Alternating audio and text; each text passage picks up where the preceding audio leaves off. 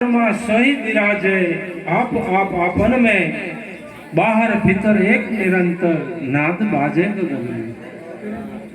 सचराचर में सही विराजे आप आपन में बाहर भीतर एक निरंतर नाद बाजे गगन में। सचराचर એટલે જળ અને ચેતન બધે પરમાત્મા બિરાજમાન છે। आप आपन में દરેક ની અંદર, કારણ કે પરમાત્મા એક એવી વસ્તુ છે કે જેની વગર કોઈ જગ્યા ખાલી નથી, સભર ભર્યો છે, સર્વવ્યાપક છે, પણ આપણી જે દ્રષ્ટિ છે એ અતિ સૂક્ષ્મ હોવાથી એને જોઈ શકતી નથી। પણ આવા કોઈ સમર્થ સદગુરુ મળી જાય તો ત્રિગુણી પડદા હટાવી અને સદગુરુ મહારાજ શાન વડે સદગુરુ પરમાત્મા એની ઓળખાણ કરાવે। એટલે નિરાત મહારાજ કીધું કે શ્વાસે શ્વાસે સ્મરણ કરી લે તુમ્ही तो ही कर तन में शान गुरु की यही सत्यावत देख दीप दर्पण। કે સદગુરુ મહારાજે જે શાન કરી છે એ શાન વડે પરમાત્માની ઓળખાણ થાય છે અને એનું શ્વાસે શ્વાસે સ્મરણ કરી લે। सुवत जागृत सुरता सेठ की भीतर रहो भजन में ले लागी सो तार न टूटे उठ बैठ आसन में।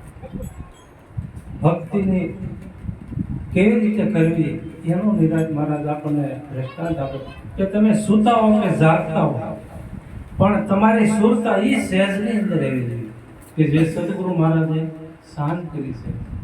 સુવત જાગૃત સુરતા સેઠ की भीतर रहो भजन में ले लागी सो तार न टूटे उठ बैठ आसन में। एक बार जो ले लागी जाए तेनो तार कभी टूटे नहीं। उठ बैठ आसन में પછી તમે ઉઠો કે બેસો કોઈ ફરક પડતો નથી। श्वासे श्वासे स्मरण करे ले तो ही कर तन में शान गुरु की यही सत्यारत देख दिल दर्पण में। पूर्ण पर्चा भया ब्रह्म का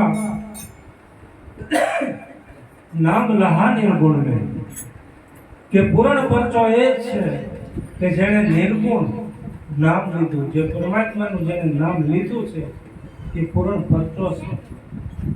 दास निरा दया सद्गुरु की मगन भया है मन में। दास निरा दया सद्गुरु ने કે જે વડે મનની અંદર મગ્ન થવાનું છે। મનની અંદર જે સંકલ્પ વિકલ્પ ચાલતા હોય એ બંધ ક્યારે થાય કે આવા સમર્થ સદગુરુ મળી જાય તો આપણા સંકલ્પ વિકલ્પ ટાળી અને સદગુરુ આપણને પરમ તત્વની ઓળખાણ કરાવતા હોય અને એની ઓળખાણ થકી આ જીવ ભવબંધનમાંથી છૂટી પરમાત્મા હારે એક રૂપ થાય છે। કૃષ્ણ ભગવાને કીધું છે ગીતાજીના 18મા અધ્યાયની અંદર કે સર્વ ધર્મ ને છોડી તો એક મારા શરણે આવી જા હું તને બધા પાપમાંથી મુક્ત કરી દઉં। તો જેને સદગુરુ મહારાજના ચરણે ગયા છે એ પણ એક પરમાત્માનું સ્વરૂપ છે કે જે આત્માની ઓળખાણ કરાવે છે।